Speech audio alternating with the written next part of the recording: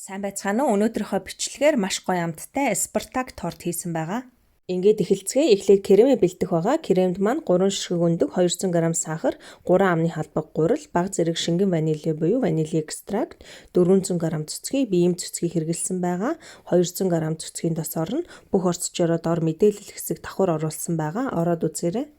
Эхлээд өндгөө хаглаад нэг савнд хийчин дээрээс нь цөцгийгөө сахараа мөн гурлаа хийж холиод плетгийнхаа дундаж чимдээр өтгөртөл нь хутгаж болгоно. Би нэгээс үсвэртэл халдаг плетгний долоо дээр нь болгосон байгаа. Ойролцоогоор 5 минут болгоно. Ингэхдээ дасралтгүй сайн хутгах ёстой. Крем маань юм өтгөн болсон байна. Одоо гаргаад бага зэрэг хутгаад дээрээс нь хүнсний скотчор бүтээгээд хөргөө тавьчин. Хүнсний скотчор бүтээснээр дээр нь хөрс тогтдоггүй байгаа. Энэ хооронд кексээ хийцгээе. Кексэнд маань 3 ширхэг өндөг, 150 г сахар, 3 амны халбаг нундаг какао, 1 чимэг давс, 250 г гурал, 100 г цэцгийн тос, 8 г нундаг хөөлгөгч буюу бейкинг паудер, 2 амны халбаг, зөгийн бал орно. Эхлээд гурал, какао хоёроо шигшигчээр шигшээд нэг савнд хийгээ тавьчин. Дараа нь өндгөө хаглаад нэг савнд хийчин дээрээс нь сахараа, давсаа, цэцгийн тосоо мөн зөгийн балаа хийгээд плетгийнхаа дундаж хэмдээр цэцгийн тосоо хайлтал нь халаана буцалгаж болохгүй. Би мөн адил плетгийнхаа 7 дахь хэмдээр болгосон байгаа.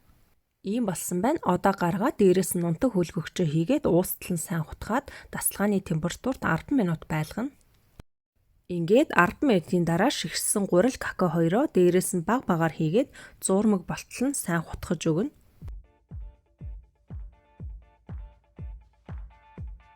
Ингээд зурмаг маань бэлэн боллоо.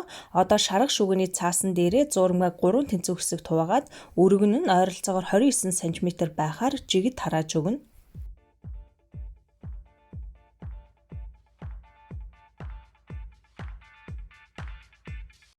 Ийм болсон байна. Одоо листэн дээрээ тавиад урьдчилж халаасан шарга шүгэн дээр доороос нь 190 градус 5-6 минут болгоно. Ингэж болгож байхдаа дараагийн зурмага бэлдээ тавьчихна. Кекс маань ийм болсон байна. Одоо эргүүлээд цаасаа болгоомжтой салгаад авчин. Би шарга шүгэний цаасыг 9 см өргөнтэй байхаар тохируулаад хайчилчихсан байгаа. Энэ цаасаа дээр нь тавиад кексийн халуун дээр нь 3 хэсэгт хувааж өгнө. Кекснүүдийн маань өргөн 9 см-тэй яг ижил хэмжээтэй байх ёстой. Урт нь бол ямар ч байж болно. Ингэж үсээд илүү гарсан кексний үлдэгдлээ нэг савнд хийгээд тавьчин. Яг ийм дарааллаар үлдэгдэл кекснүүдээ болгоно. Одоо крем рүүгээ эргээд орцгоё. Цэцгийн тосоо нэг савнд хийгээд дээрээс нь бага зэрэг ванили экстракт хийгээд цагаартал нь ойролцоогоор 2-3 минут миксердэн. Цэцгийн тос маань дасгалгааны температурт маш сайн зөөлрсөн байх ёстой. Ийм болсон цэцгийн тосон дээрээ хөрсөн кремээ бага багаар 3 хувааж хийгээд крем болтол нь үргэлжлүүлэн миксердэн.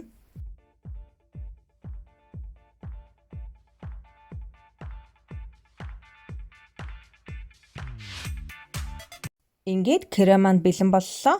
Одоо тортныхаа гадуур бүрхээр 5 амны халбаг крем салгаад авчин. Үлдэгдэл бүх кремээ бүх кексэн дээрээ тэнцүү хуваагаад жигд тараагаад өгнө.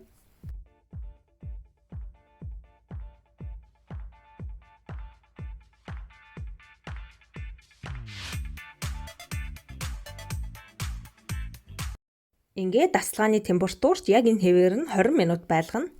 20 минутын дараа кекс маань ингэж зөөлрсөн байна.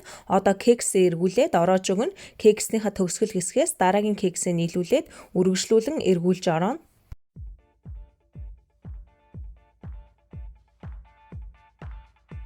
Ингээд гарт багтахаа болохоор нь тортны суурин дээрээ тавиад үргэлжлүүлэн ороож өгнө. Ийм болсон байна. Одоо авч үлдсэн кремээрээ гадуур нь жигд бүрээд өгнө.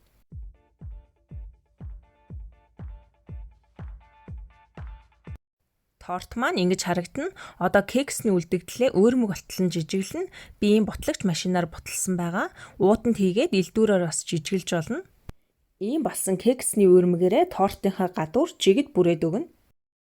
Бэлон маань хажуу талаасаа ингэж харагдана. Хөргөгчөнд хамгийн багадаа 1 цаг байлгаад тортоо хэрэглээрэй. Ингээд амтад Спартак торт маань бэлэн боллоо. Асуулт ивэл доор комент хэсэгт үлдээгээрэй. Амжилт хүсье. Дараагийн бичлэг хүртэл түр баяртай.